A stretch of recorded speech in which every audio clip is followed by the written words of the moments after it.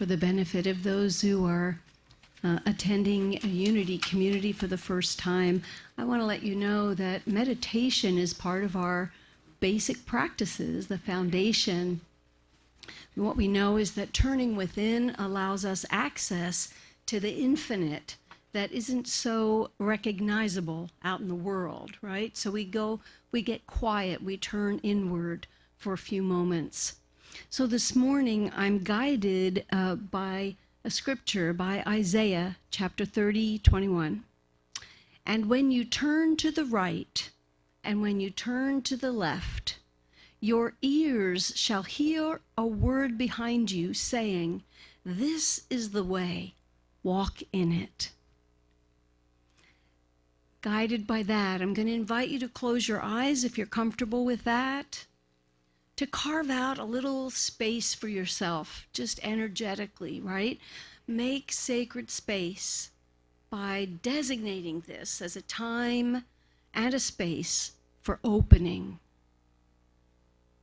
Opening through the breath, expanding the sense of what you are, of what you know about what you are, a sense of going beyond the perceived borders of humanity and into eternity. Let the breath direct you there. Opening in mind, being willing to see a fresh perspective perhaps this morning. Devoting your present moment to being fully present.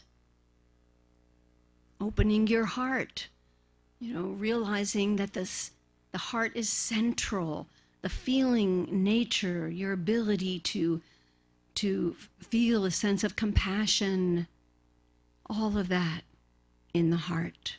So open your heart. I open.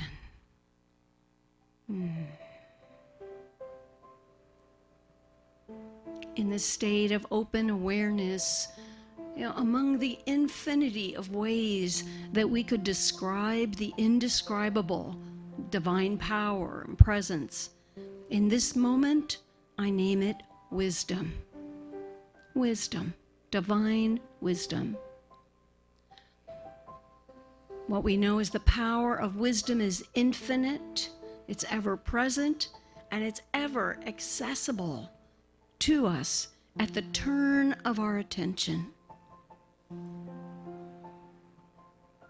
I recognize wisdom all around me, in the atmosphere of infinite intelligence. I center my awareness right now in my solar plexus, the seat of wisdom in incarnation, right? The incarnate me as a seat of wisdom. Turn on the light, the bright yellow sunshiny light of wisdom onto your questions and your concerns this morning as we deepen our awareness and as we affirm in this moment of clear awareness, I am divine wisdom, knowing the way forward. I am divine wisdom, knowing the way forward. Repeat that. Let it be a code of authority in your own brain. Let it sink into your nerves and muscles and bones, your organ systems, into your heart and solar plexus. I am divine wisdom, knowing the way forward.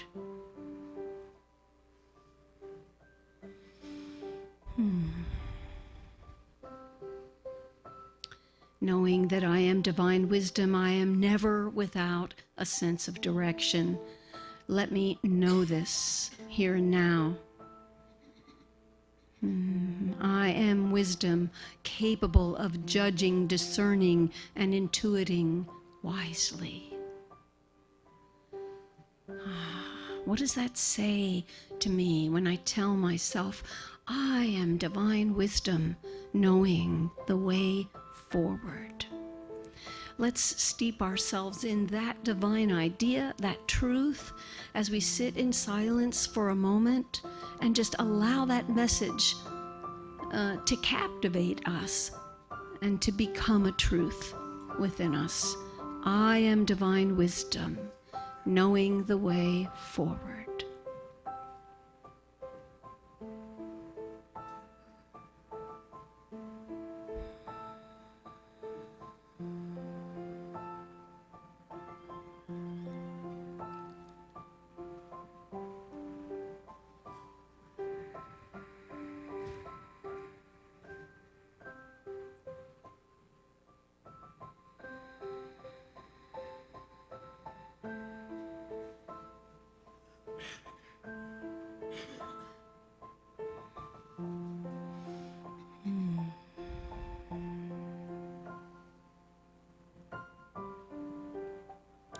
By the power of wisdom, I can always discern the way to go.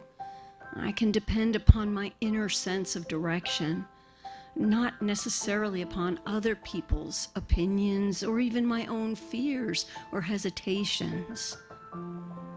I can easily distinguish between a true sense of direction and false hope or wishful thinking. And I do this by paying attention to the subtle cues of thought and feeling that are a sense of direction. So for a moment, I invite you to bring to mind, bring it to the surface, a situation about which you've been maybe deliberating, or a decision that's right, coming soon, maybe one you've put off making. Lift it up, just hold it gently, removing any veil of confusion or hesitation. And know that in the hours to come, you can sit with this dilemma or this situation, trusting and affirming, I am divine wisdom, knowing the way forward.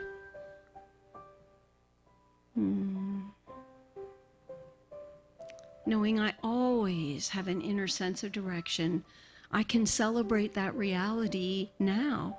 I can know that I can never make a wrong move. I can never go in the wrong direction, and I'm never really faltering in any way because I can pause, I can look within and know the way to go. What a relief it is, and a joy it can be to know I am divine wisdom, knowing the way forward. Take a deep breath. Let it be truth for you as we say, Amen. Amen.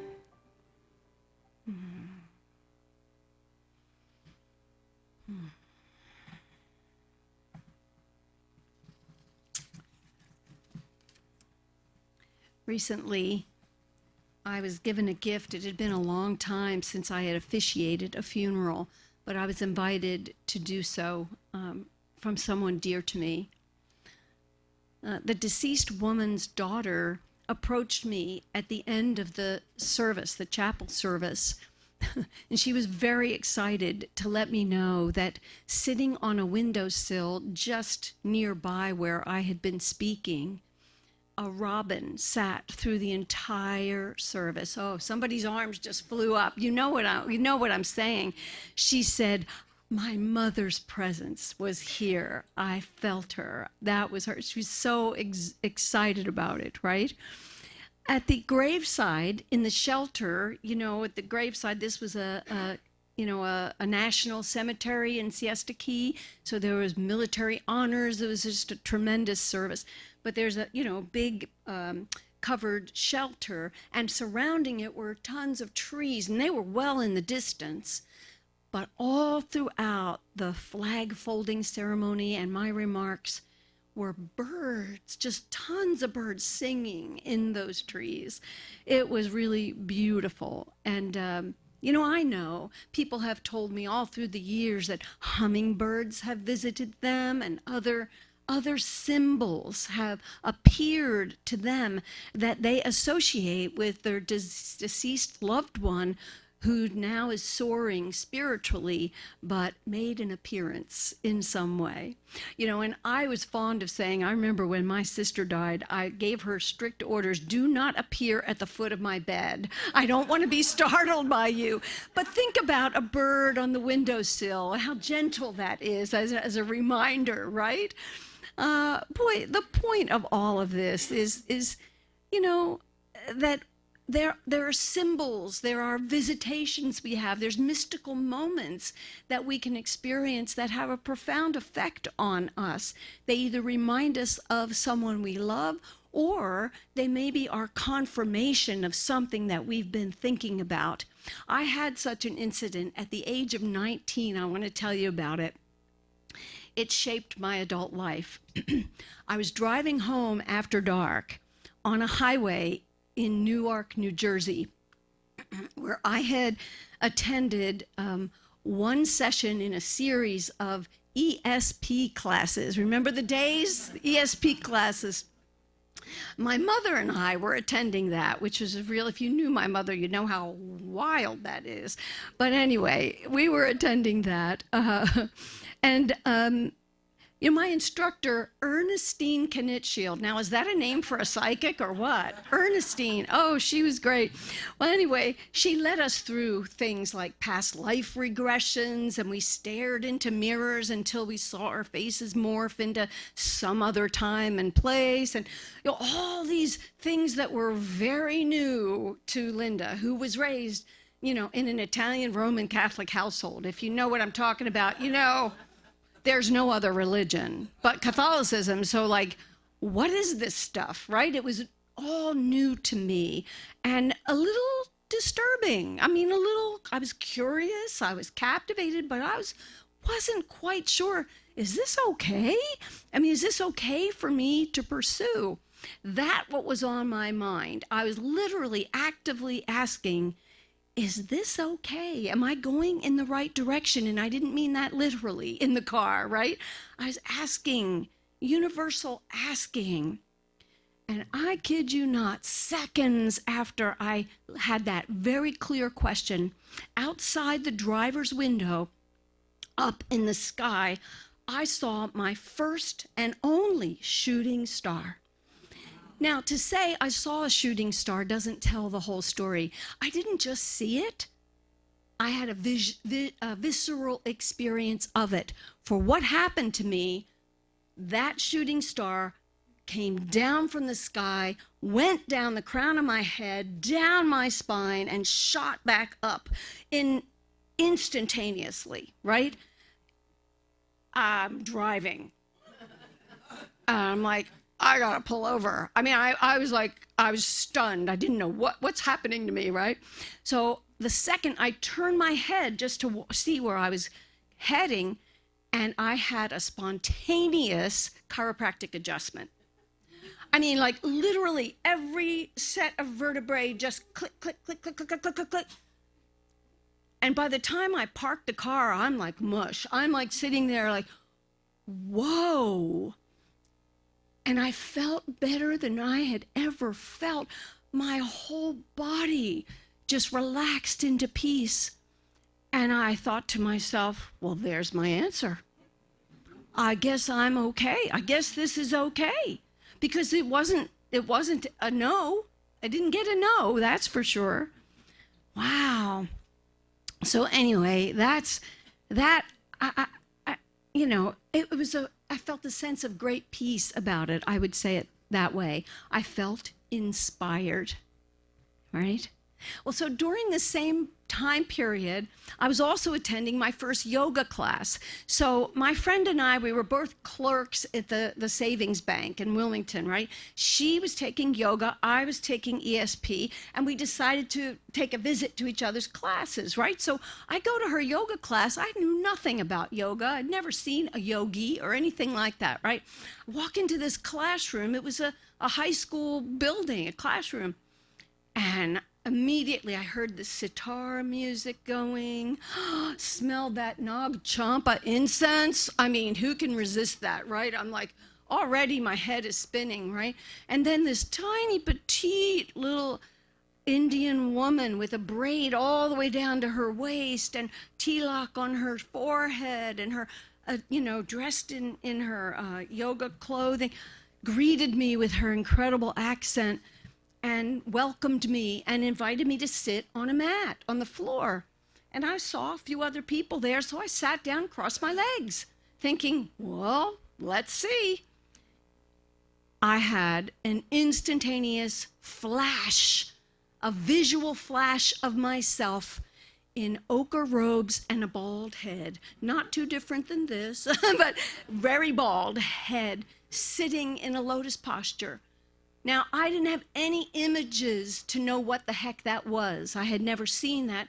It wasn't like back then we had the History Channel, you know what I'm saying? So I didn't have any knowledge of what was this, but I felt it, and I felt it was me. I felt it was the true me sitting there, and it changed my entire life. Like where I went from that was like to where I am today. I mean, this was the roots of my spiritual awakening at age 19, right? I would go on to live at a yoga community. If you've read some of my books, some of you know that, a yoga ashram, American ashram, and left 3 years later to forge a life with my husband Giles, now 45 years into it, and we're doing okay so far, you know. Yeah. But these mystical experiences in my early life led to a totally different life than I had thought was going to come my way, you know, like I couldn't have predicted it. So perhaps you've wondered from time to time, as I have, is what would be different about my life today had I not gone that route? I mean, I could have said no to all of that, right? But it's futile. I know it's futile, but it reminds me of something that the 19th century Austrian novelist René Rilke, you might have read some quotations. I love this, what he said. If I don't manage to fly, someone else will. The spirit wants only that there be flying. As for who happens to do it, in that spirit only has a passing interest. In other words, there's infinite possibilities, infinite ideas, and I, as one human, can't possibly do them all, and it doesn't matter. What are the ones I do something with? The ones I'm inspired to, right? This is the word of the day, is inspiration. So speaking of birds and flying and inspiration, divine ideas, all right, another story for you. In 2017, this is the year I accepted an assignment at Unity headquarters to lead Silent Unity.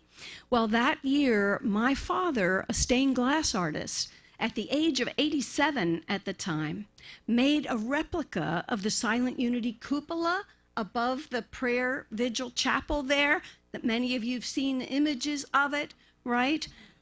Well, my dad, yeah, you can see it. They put it up here. My dad made this, and it sits inside the Silent Unity Chapel, just underneath the cupola there to this day. If you ever visit Unity Village and get to sit in the prayer chapel, you'll see it in the window there. So the one is with the light behind it, and the other one is the way it looks. That amber light is the way it actually looks at sunset and sundown, with the amber lights glowing in the windows, right? But what my dad told me, this blew my mind. He told me, I have a surprise for you that I put on this. So when I got it in the mail, all packaged up, when I unveiled it, I found birds. You see the birds around the tower? He had a dream. My dad dreamed his solutions. He had a dream of it and added the birds. And my dad, who was a very Catholic human being, he knew nothing about what birds mean in unity. Do you know what birds mean in unity? Divine ideas. Birds mean, possibilities. They mean messages for us, inner wisdom speaking to us, divine ideas. And he put them on the thing. I was giddy with delight with that. Anyway, that's inspired. He was inspired to that.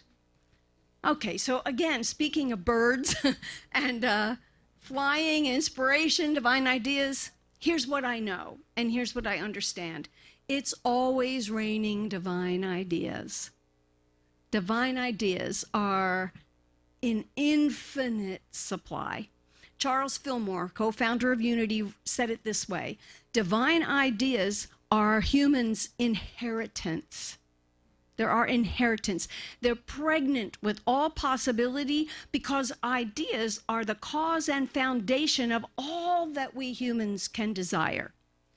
All the ideas contained in the one mind, divine mind, all those ideas are at the mental command of its offspring, you and me. He says, get behind a thing in the mental realm where it exists as an inexhaustible idea, and then you can draw upon it perpetually and never deplete the source. You think about that, that's pretty powerful. Divine ideas. In the human experience, where time and space are finite, I can't grab hold of and bring into expression every divine idea that comes across my mind. Have you noticed that? You can't do everything. I don't care what anybody told you, especially women. No, we can't do it all.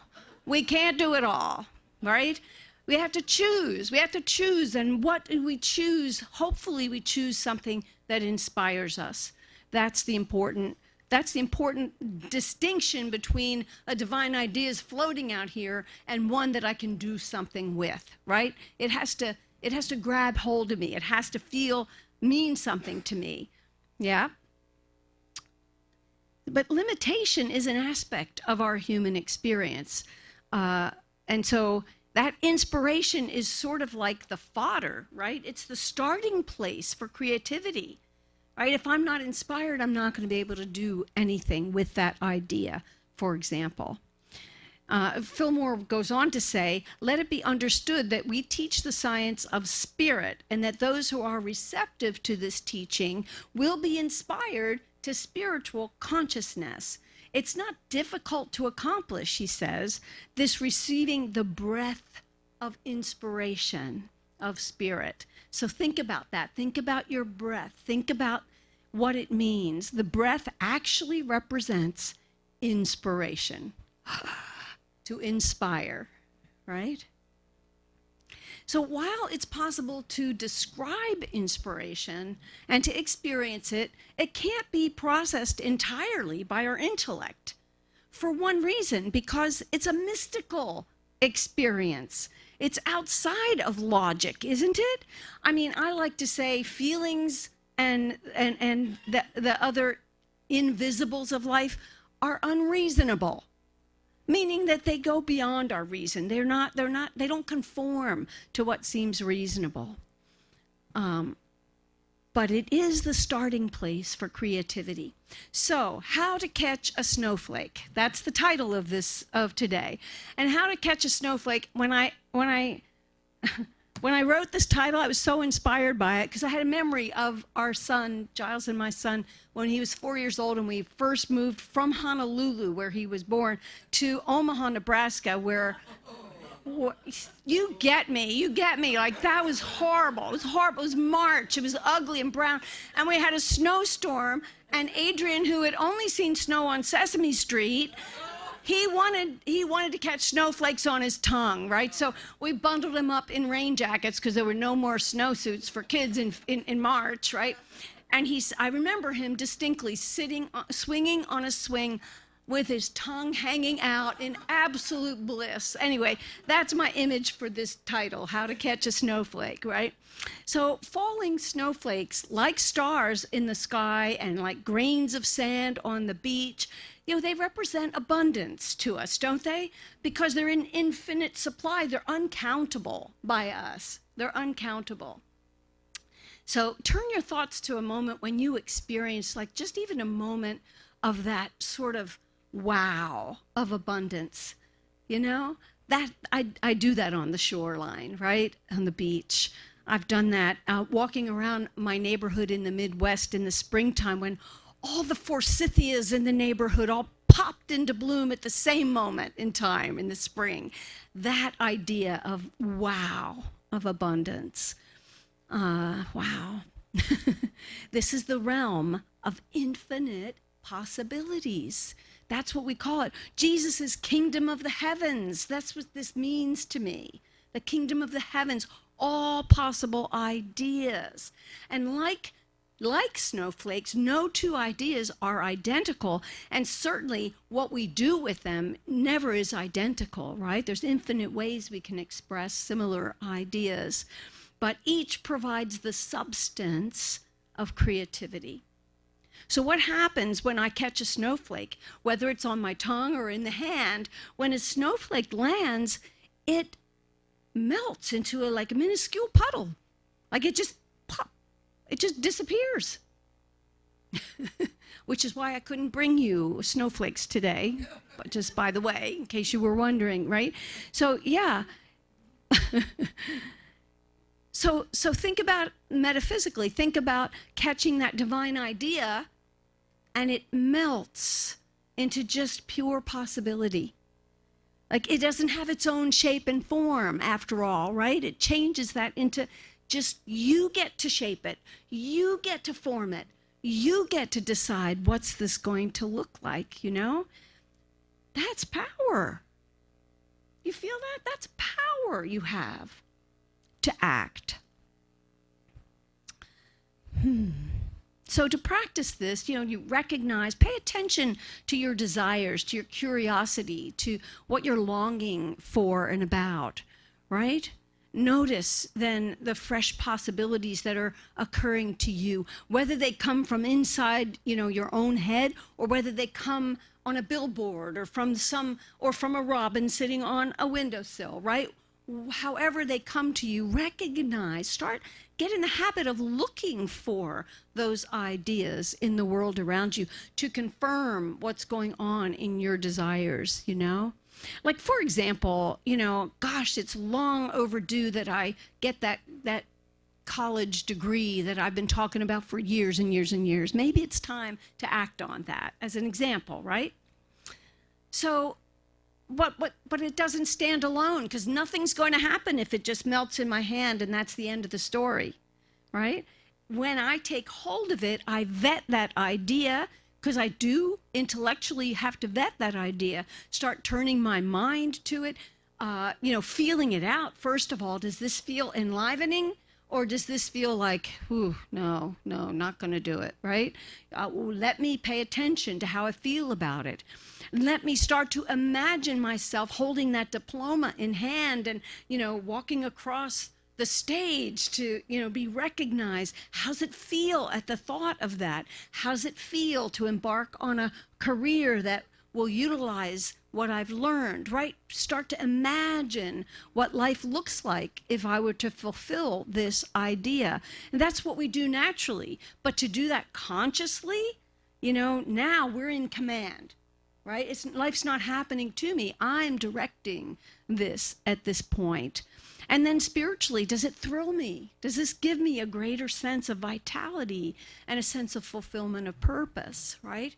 And then, of course, once I get a clear feeling of, yep, I'm going in that direction, now I get to embody that idea. I get to shape it. I get to decide, where's it going to be? How am I going to fund it? How am I going to reorganize all the other commitments in my life to make room for it? I mean, all these things become the way we execute that idea and now bring it into expression. So it's not hard. It's just logical, it's methodical, and it is based upon inspiration, right? It starts with that, what lights me up? Let me pay attention to that. One of the most inspiring messages to me, at least, of all that Charles Fillmore wrote, and I read a lot of him, right, was this. Listen to this. You can do anything with the thoughts of your mind.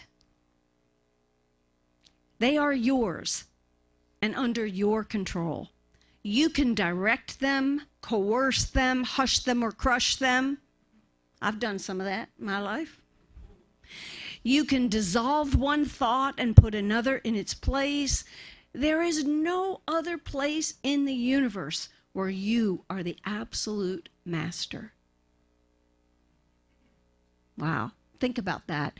You know, in unity, I think one of the things that really attracted me to unity was that we work with our minds, that we know that the mind is a fertile ground, and that we get to determine what we're going to hold here, right? We get to do that. That's what Charles Fillmore is saying. You're not as helpless as you might have believed yourself to be, in other words, right? So friends, I hope there's some point of inspiration here for you this morning. And as a remembrance of this message, I told you I couldn't bring you snowflakes, and I thought I'd leave the sand on the beach. But there's another representation of divine ideas that inspire me, and I'd like to share it with you. Let me grab mine.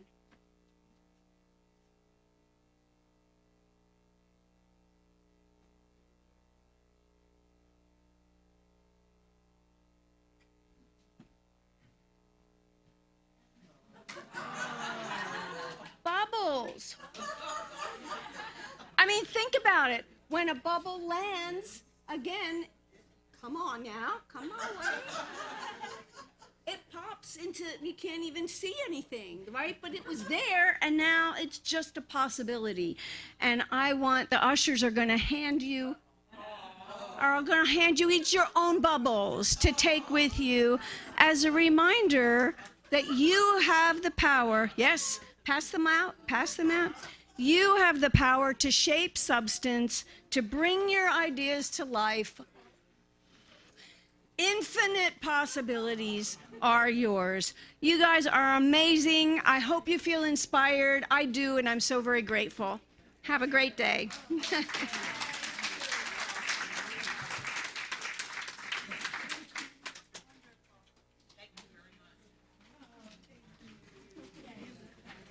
That was truly inspirational.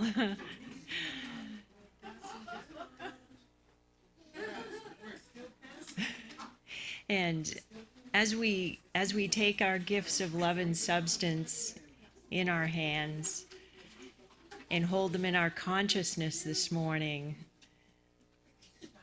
let's share the blessing of the gifts.